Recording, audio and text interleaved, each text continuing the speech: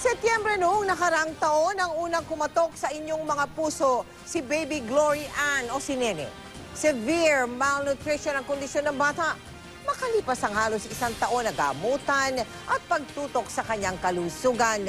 Panoorin po ninyo ang pagbabago sa kanya. Unang-una na nga po, inisip ko kung hindi siya kaloob sa akin. Matagal na siyang binawi na nasa itaas. Sa halip na gatas, binusang kape o sinunog na bigas ang dumadaloy sa halos putot balat ng katawan ni Nene.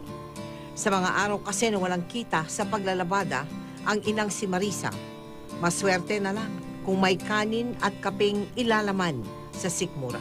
Kahit saan po talaga lumalapit ako. Kahit anong pilit, tila ba hindi maubos ni Nene ang kape na ipinapainom sa kanya. Ang kanyang bawat sulyap tila ba laging nagtatanong at nangungusap. Kahit po sigurong matanda, hindi po kayang inumin ni kapeng bigas kung talaga lang pong may magagawa eh. Dahil sa kabagabag na kalagayan, may nabuti nating dalhin na sa ospital si Nene. Bumuhos din ang tulong sa bata. Hindi lamang mula sa ating mga kababayan, kundi maging mula sa ibang bansa. Makalipas ang halos isang taon, kamusta na kaya si Nene?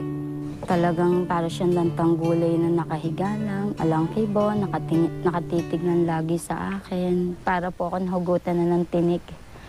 Kapag po nakita ko na siyang lumalakad, humahakbang na. Noon, sa tuwing pinagmamasdan ni Marisa si Nene, tila ba nais niya ng sumuko. Pero nanumbalik ang kanyang pag-asa. Ngayong nakikita na niya ang pagbabago sa bata.